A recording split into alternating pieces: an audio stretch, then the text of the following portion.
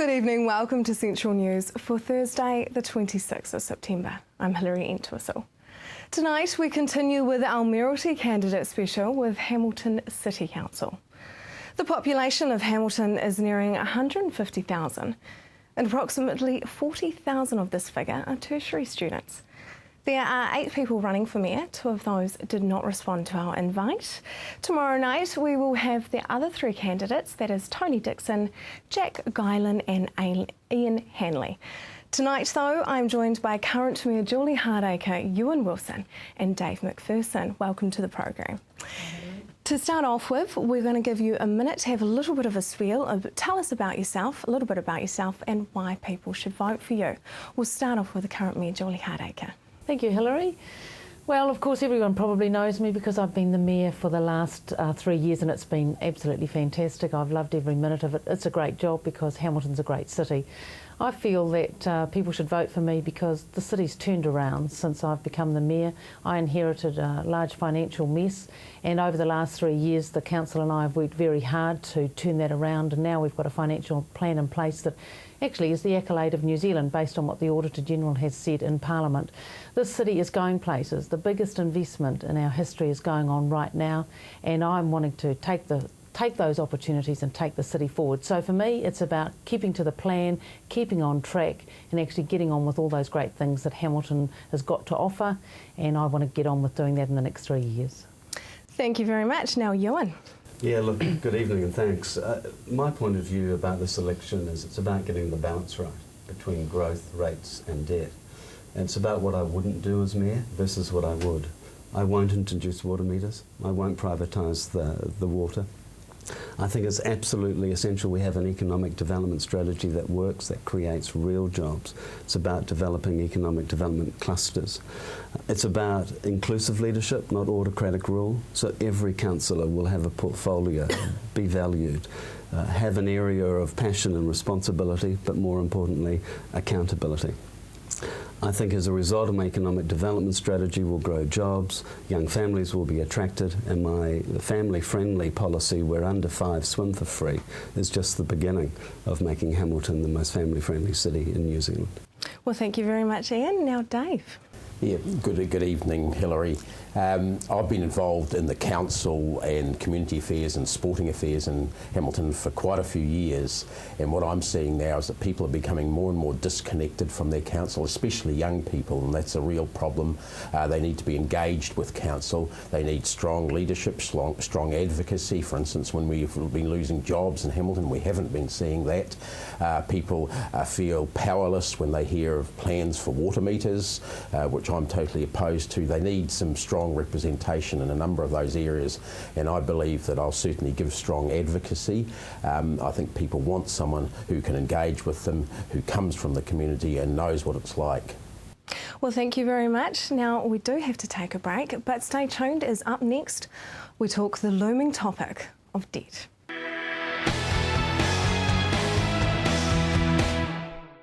Welcome back to Central News and our Mayoralty candidate special with 3 of the 8 candidates running for Hamilton City Council.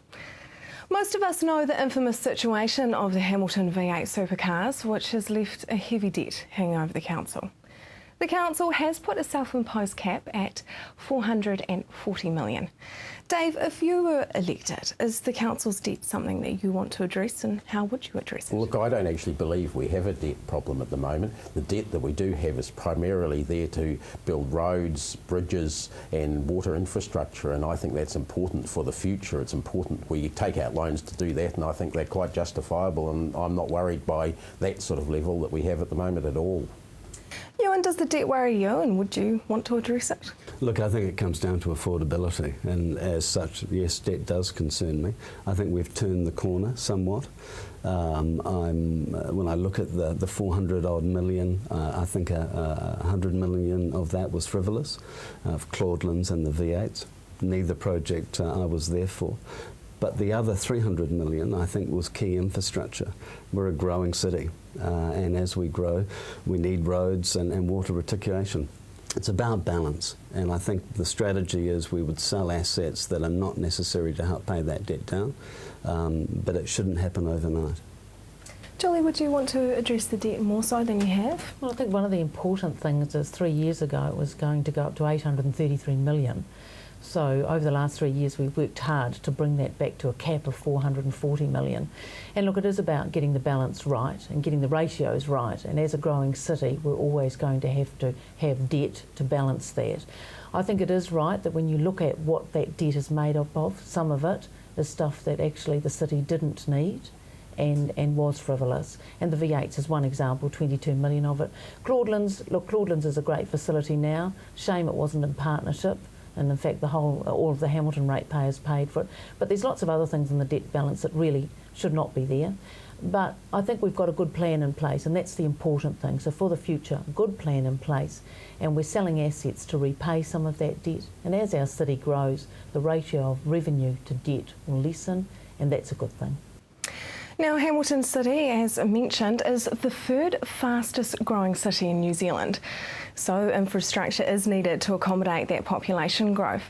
Now, one of the ways of funding that is debt, also rates. So, Ewan, what do you think is an acceptable amount of rate increase? Well, it depends what side of the fence you're on. If you're the ratepayer, you want as minimal. Look, I've often felt that local government cost index is the fairest, which sits between about 3 and 3.2 currently. But I do acknowledge, and in politics you should be able to acknowledge that the current strategy in terms of trying to get to a balanced budget is working. But I would prefer it to come down to closer to 3 than the 3.8. And Julie? Yes, well, one of the reasons that we've had to set it at 3.8 is to get ourselves back to a balanced budget, because of course the council 3 years ago was operating massive operating deficits. So the 3.8 is helping us get back to that.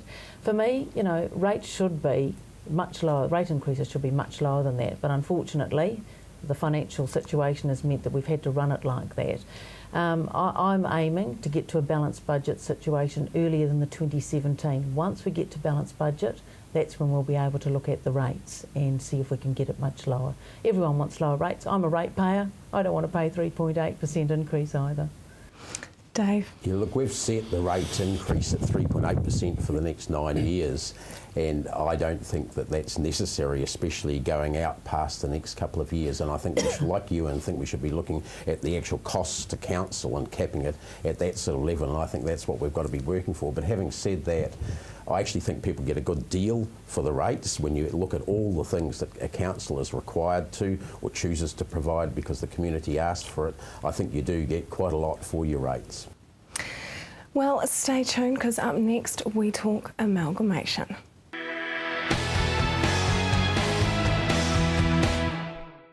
Welcome back.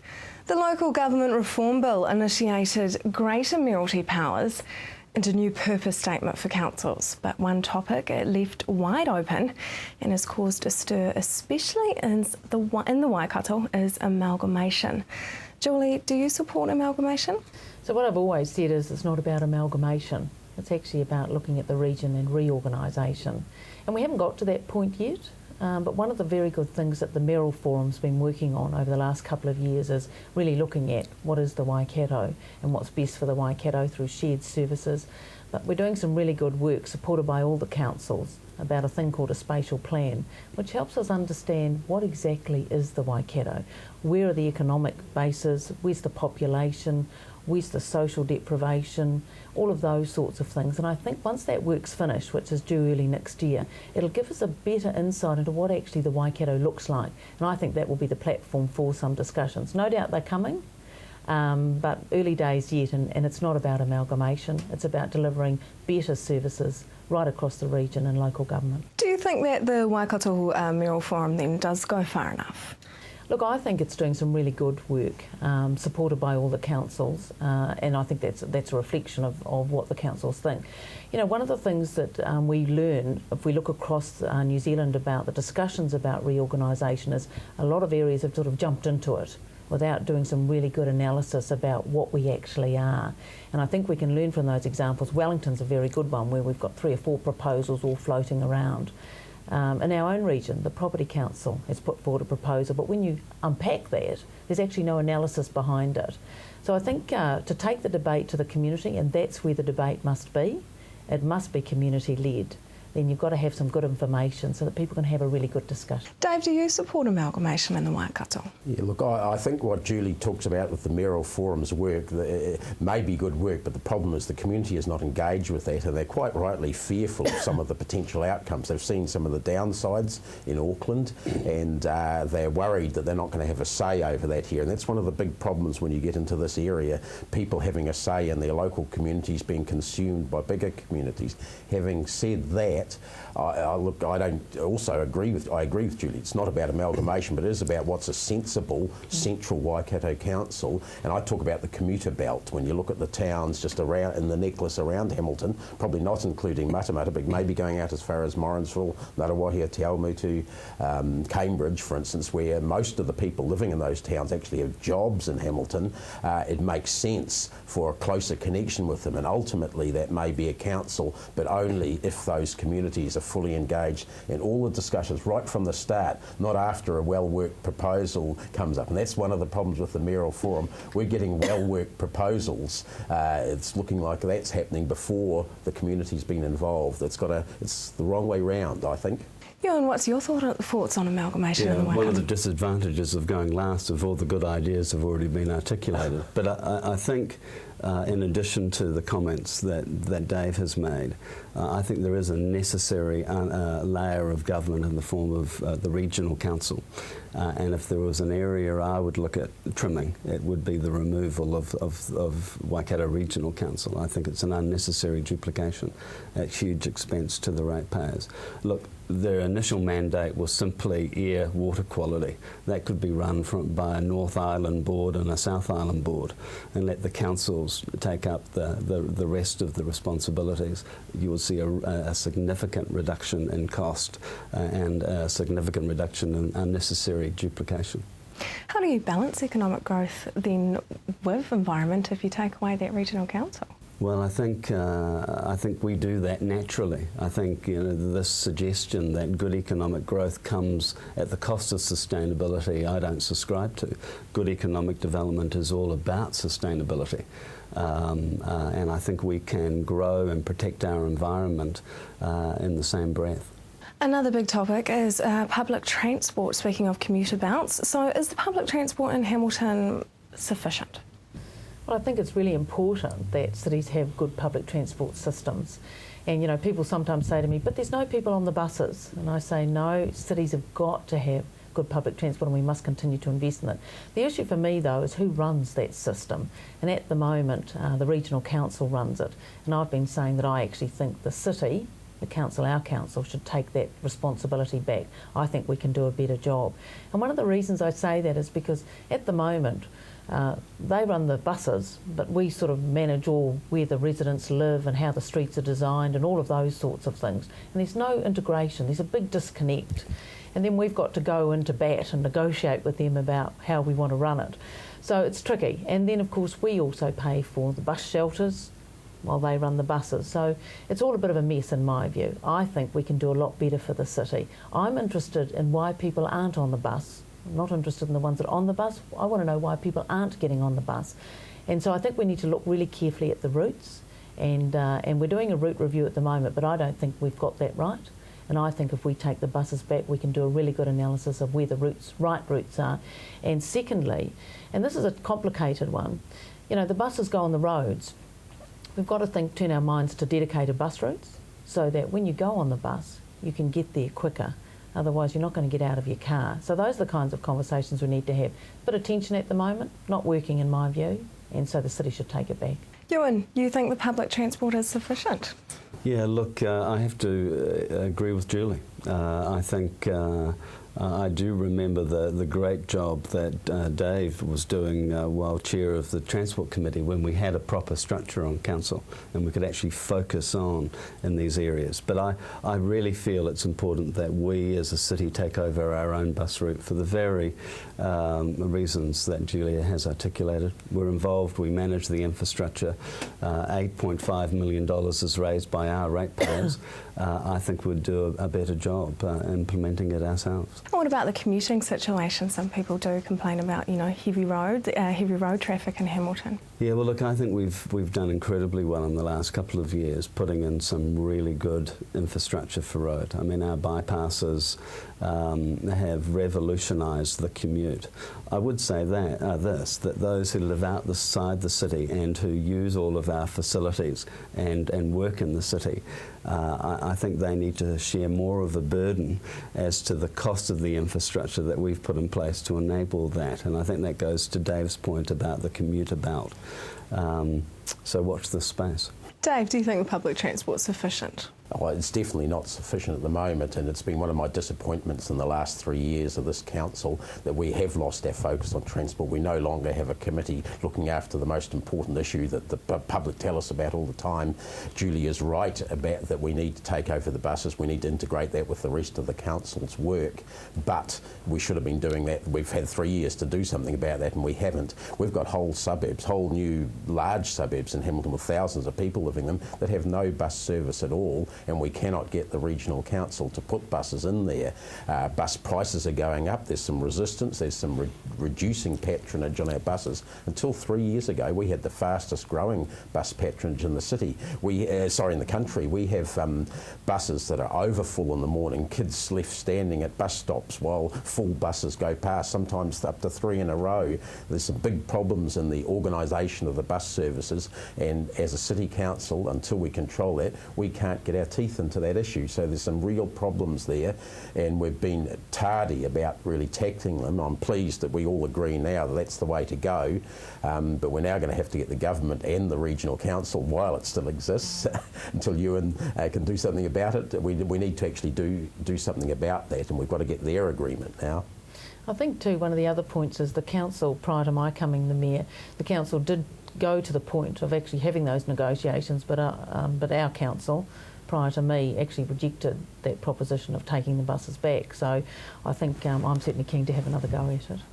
What about the commuter situation in Hamilton? Do you think we need to be doing something about the roads? One of the reasons you have congestion is because there's far too many people driving just with one person in the car. That's the sort of problem you get. Now, if you can get some of those people in buses, some of them sharing cars, some of them walking, some of them cycling, a good mix, then you can actually do a lot to solve congestion. And that's one of the problems we have with the government as a council, with the government funding coming. It's all targeting car drivers. It's not targeting maximising the efficiency of our existing roading network. We wouldn't have to build more bridges so quickly if we could get more people on public transport, for example. Well, thank you very much. Now, after the break, we put our viewers' questions to the candidates.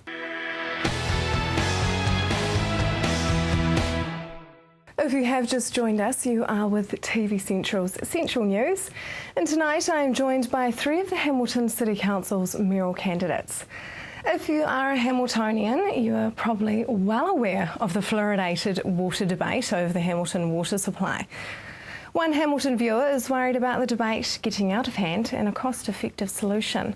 Ewan, you were actually one of the ones who initiated a referendum. Do you think this is a cost-effective way, and will it be okay for every Hamiltonian?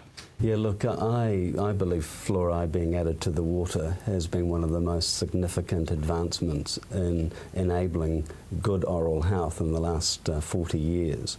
I think it's safe, I think it's good science, but more importantly, I fought for a referendum to enable those who consume the water to participate in the process. And I, for one, will live with it. The outcome. But let me say this, it costs us $48,000 to put fluoride in the water. To take it out will cost the Waikato District Health Board in subsequent or consequential costs nearly $500,000. Now, if you extrapolate that out nationally, it could cost the taxpayer an extra $8 million. Now, I think this is a really important issue. So I, for one, support fluoride, and I support the referendum. Julie, what's your stance on fluoride? Well, of course, all the mayoral candidates you're talking to today all supported going through the tribunal process, which we put in place. And I've got to say, having participated in that, it was an excellent process. And the thinking behind that, of course, was to give everyone the equal opportunity to present the case, so to speak. I've never really had a view on fluoride one way or the other, quite frankly. I just went through the process. I did find it very, very informative and very good. But at the end of the day, we're now having a referendum, and I'll live with whatever the decision is of the referendum. Yeah, that's the way I'll go. Dave, are you for fluoride, and what's your stance on it? And Look, I'm a little different from both other candidates. I started by being the same as Julie. I supported the removal of fluoride from the water after the tribunal decision for similar reasons to her. I think the science and the medicine is definitely still out on that. There's massive debate over it and massive differences, and I certainly adopted the precautionary principle. But having said that, I think applying fluoride to the teeth, especially of young children, is a very good thing to do, and the DHB itself is running some good campaigns in that area, and I would like to see the focus, regardless of who's paying for it there. But at the end of the day, I accept that shouldn't be my decision to make on such a contentious issue for the whole community. So I've supported the referendum, in fact moved the resolution at council for a referendum. So I oppose fluoridation but support the referendum.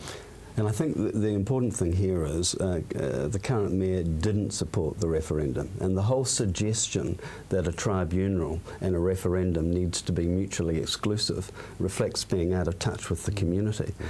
You know, if you're a Democrat, at the end of the day, surely you would respect the right for the people to have their say.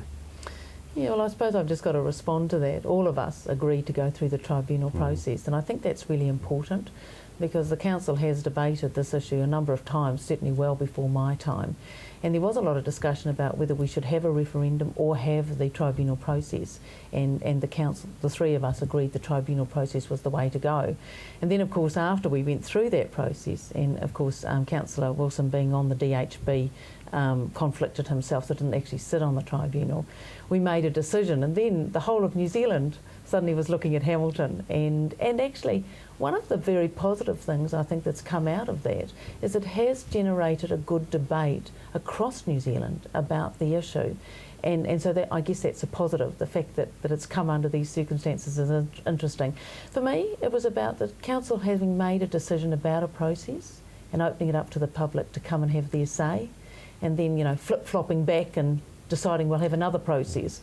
So I think sometimes you do have to make some tough decisions. But at the end of the day, the reality is we're having a referendum, and I've said that I'll abide by whatever the decision of the referendum is. Yeah, look, I don't think it was a matter of flip-flopping. There was nothing, and Ewan is right in this, that said because you're having a tribunal doesn't mean to say there's not going to be another process afterwards. I think the reality of the situation, anyone living in Hamilton would accept this, I'm sure, that we're not going to see the end of the argument, no matter which process we actually use now. It is going to continue. That debate that Julie's talking about, which is a good debate, is going to continue either way.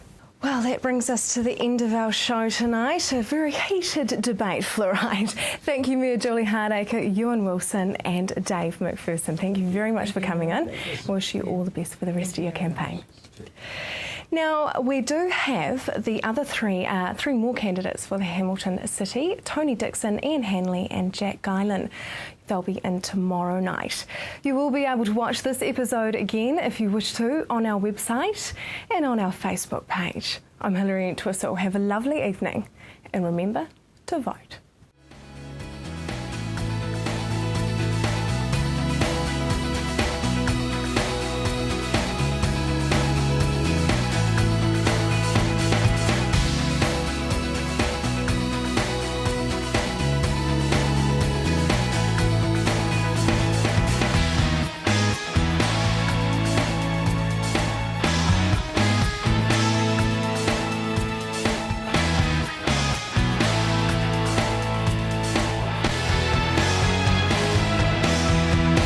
This has been an Alpha Media production, a division of Television Media Group.